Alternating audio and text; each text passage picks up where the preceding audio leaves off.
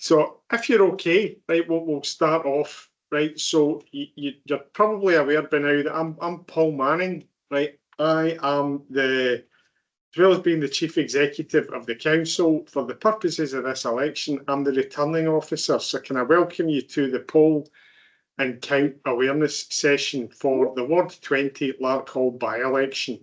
So listen, thanks for coming along, and hopefully you'll find this useful. So in the room, we've got Ian Strachan and Nikki Jarvie, who are my deputy returning officers, and we also have Laura Jardin, who's our elections officer. So they're along with me tonight. So the purpose of and the aims of this session are, as summarised, as hopefully you've got in your agenda, to provide you with an update on postal vote arrangements, to give more detailed information on polling day and count arrangements, to provide information in relation to post-election arrangements, to provide an opportunity to ask questions. So feel free to ask questions at any point as we go through the agenda. If you just pop your hand icon up on Teams and I'll try and bring you in, and there'll be an opportunity for questions at the end if you wish. So if we're okay to push on with this, the first thing that we're going to talk about are postal vote arrangements. So the next couple of slides deal with that.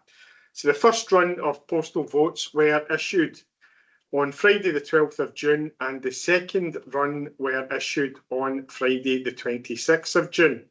So for anyone who has not received their postal voting pack or who has spoilt their ballot paper and requires a replacement, these can be issued by contacting the elections office until 10 p.m. on polling day. The postal vote opening sessions commenced today, Tuesday the 30th of June, with stage 1 opening. And as I explained previously at the last session, both stage 1 opening and full opening, which commences next Wednesday, the 8th of July, are taking place in Committee Room 1, and that's here in the Council headquarters in Hamilton. Candidates and agents who wish to observe postal vote opening must notify the election office in advance of the session they wish to attend. And I need to remind you that sampling is not permitted during postal vote opening. On postal vote sweeps, so arrangements are in place to ensure that any postal votes received at polling places on polling day are delivered to the postal vote team during the day and at close of poll. Final postal votes received from Royal Mail will be delivered to the team just after 9:30 p.m. on polling day. So in terms of the up-to-date statistics that we've got, the postal vote electorate for this by-election is 2,368. And as at today, there have been a total of 1,007 postal votes returned. So that's a return of 42.5% as at today. So the next couple of slides deal with polling day arrangements. So polling day setup will take place on Wednesday, the 8th of July, ready for the staff arriving on polling day. And as I mentioned at the post-nomination session, on polling day, the elections office will be open from 6 a.m. to ensure that polling places are open and ready to go in good time for polls opening at 7 a.m. Throughout the day, for any general issues, please contact the team using the phone number displayed on the slide. And that, I'll just read that out. It's 01698 455745. For issues requiring my own attention, you can contact Nikki, who's the Deputy Returning Officer, on 01698 454872, and she'll either assist you or escalate the issue to me where appropriate. So polling staff arrangements are as follows. Polling staff will arrive at 6:30 a.m. to set up. There'll be one presiding officer and one polling clerk on duty at each polling station. In polling places with 3 or more stations, there will be poll information officers who will be on hand to assist with queuing and guide voters to the correct station. A polling station inspector will visit the polling place at the start of the poll to support poll staff, and the elections office team will be on hand to assist throughout the day with arrangements. Standby polling staff have been recruited to work at short notice if required. So there's a point on voter turnout notices. Now, to assist candidates and agents, the presiding officer at station number 1 at each polling place will display a notice detailing voter turnout and will try to update this approximately every 2 hours. The notice will be displayed near the entrance to the polling place. Clearly, agents can ask for turnout information at any time. However, our priority is to ensure that voters get to vote. And if the presiding officer is busy with voters, they'll take priority. However, as stated, we'll try to make sure that that notice, which displays voter turnout, is updated every 2 hours. So the next slide is about changes to polling place, and I mentioned this at the previous session. For this by-election, there's one small change. Voters within polling district SL168 usually vote at Stonehouse Primary School. However, due to the very small electorate, which was 3, this will be moved to Craigbank Primary School for this election, and voters have been made aware of that via their poll cards.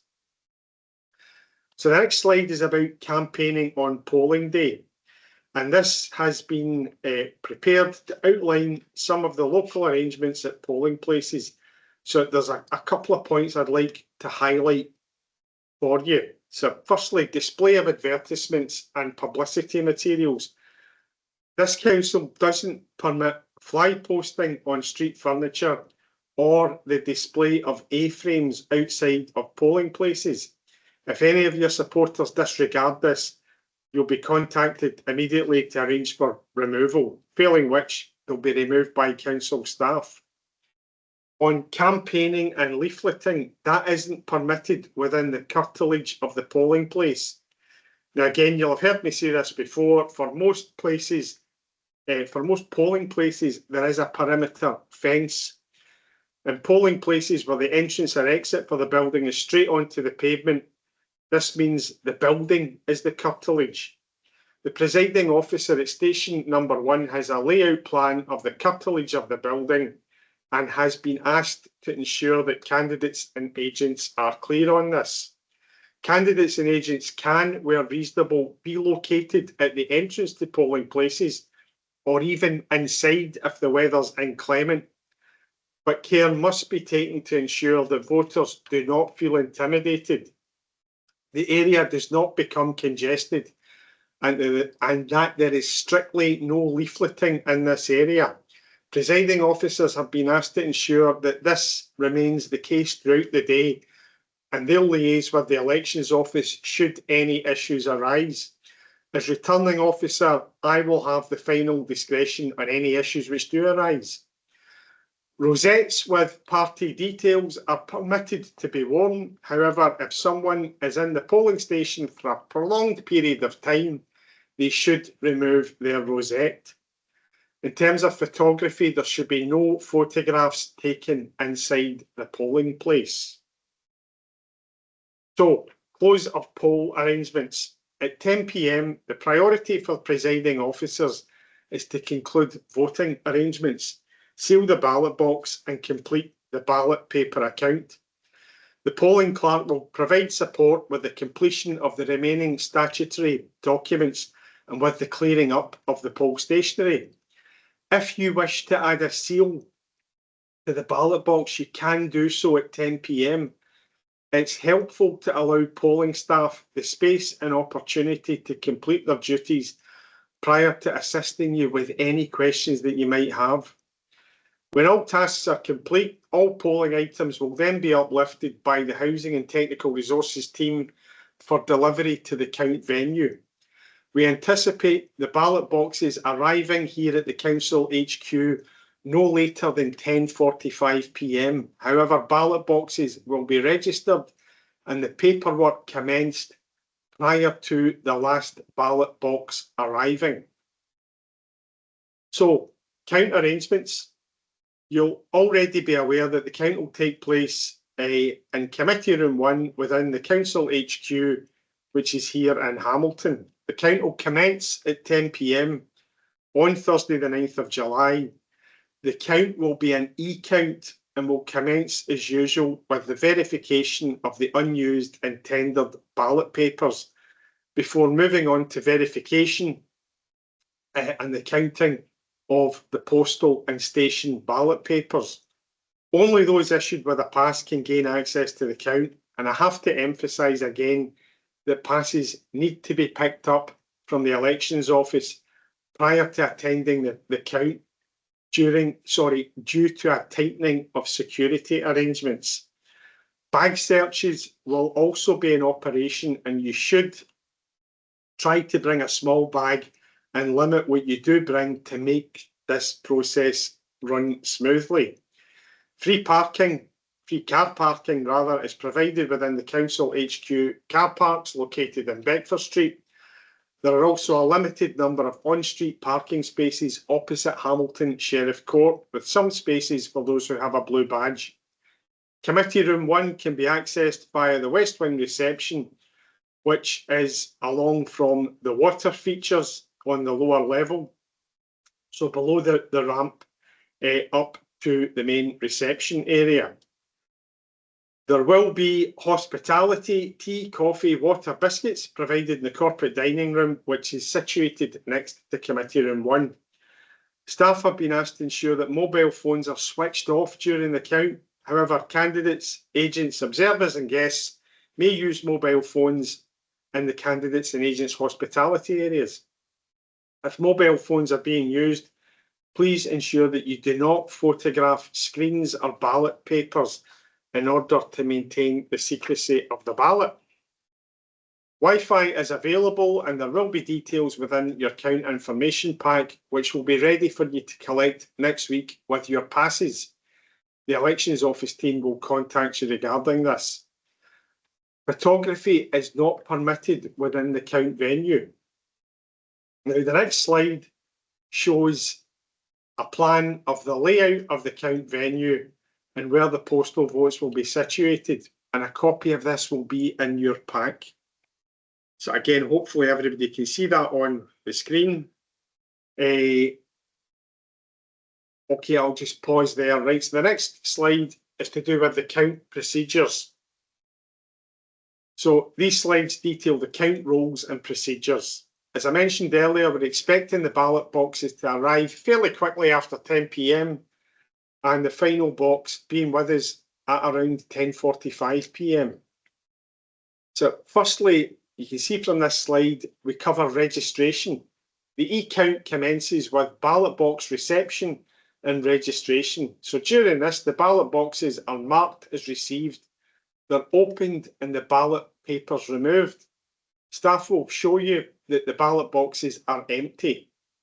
The ballot papers from each ballot box are placed within a tray known as the ballot paper tray. Unused ballot paper procedure will also be dealt with during registration. So this continues until all ballot paper trays have been registered. Operators will check the accuracy of the ballot paper account and register this on the e-count system. So after registration, we then move on to scanning. So once registered, ballot paper trays will be taken to the scanning tables. Ballot papers are scanned in batches and taken to the scanning complete area. If a barcode on a ballot paper is defaced or illegible, then this ballot will require to be entered manually.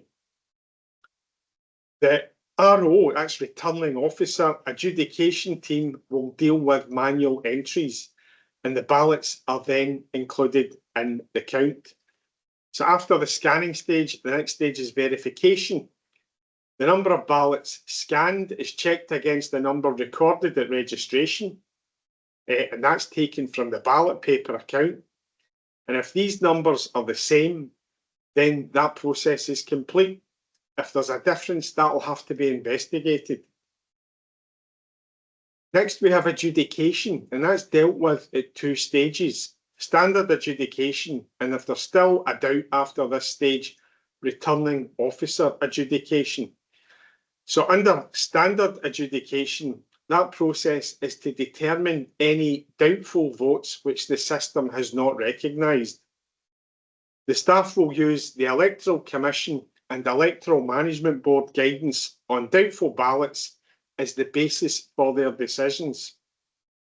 Staff at standard adjudication can either accept good votes, and that includes partial acceptance, or they can defer doubtful ballot papers for returning officer adjudication.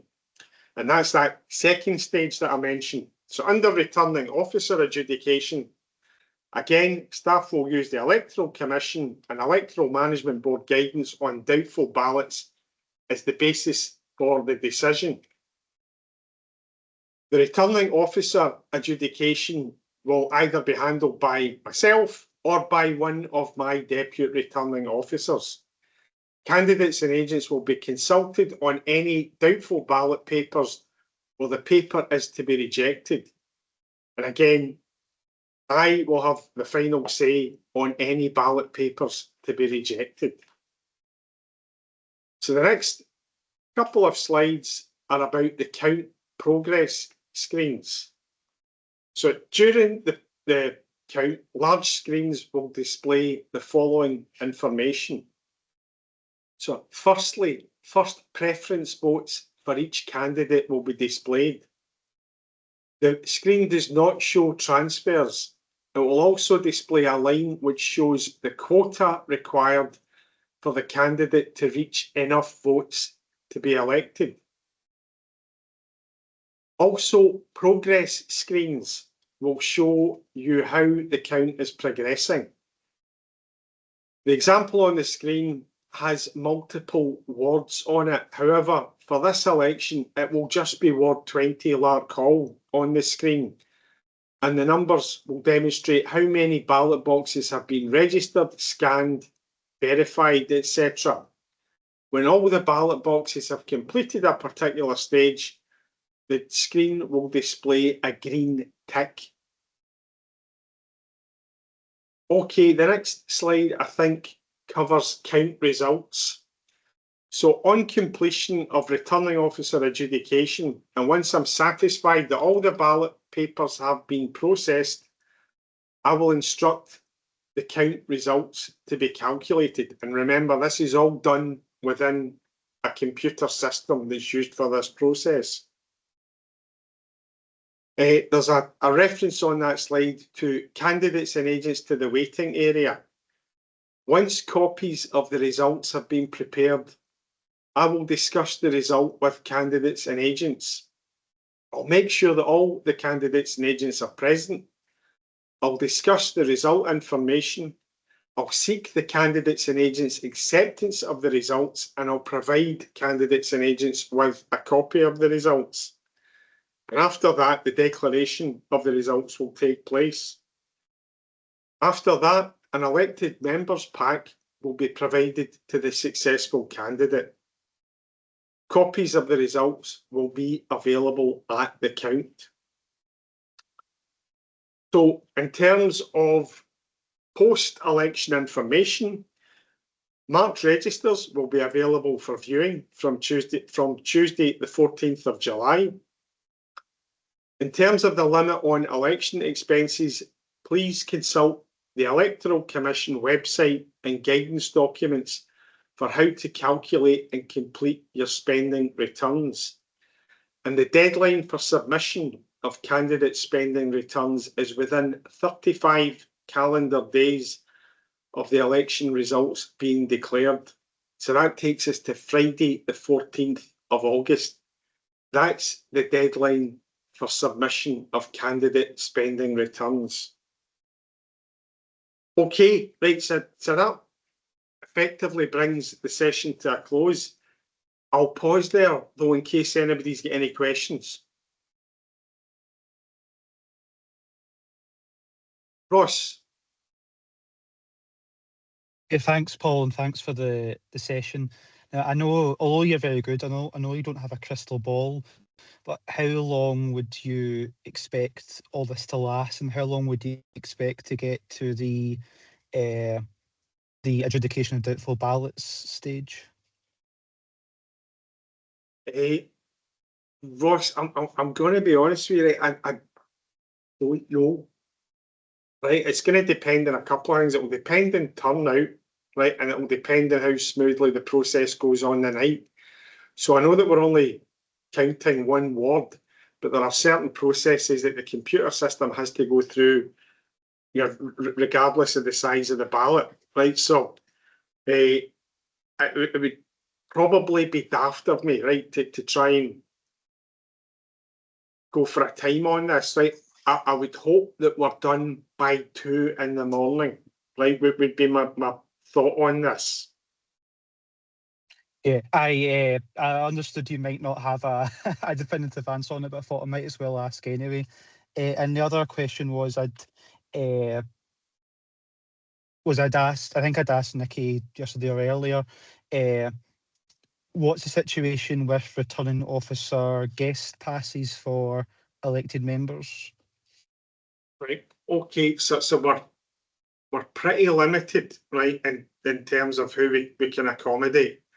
So we're in committee room 1, which is a big room, but there's a lot of space taken up by the equipment because it's a computerised count and by the count staff. So I'm limited in terms of the number of people who I can invite along. What we have done, or what we're looking to do, is to make sure that all the ward members are invited, and also to get invitations to, in terms of council elected members, the group leaders, right, for the various political groupings, Ross. Right, so that's, I get that that's maybe not as many people as we would like to have, but that's who I'm targeting just now. Yeah, I understand that. Thank you.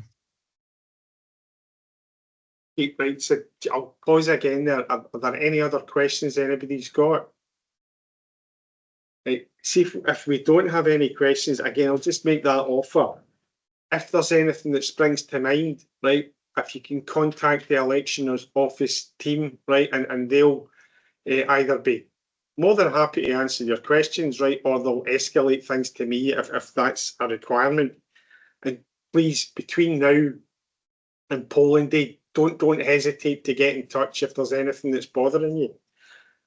So see if we don't have any more questions. Can I just thank you again for taking the trouble to come along, right, and for giving us your input tonight. And I look forward to seeing you next week.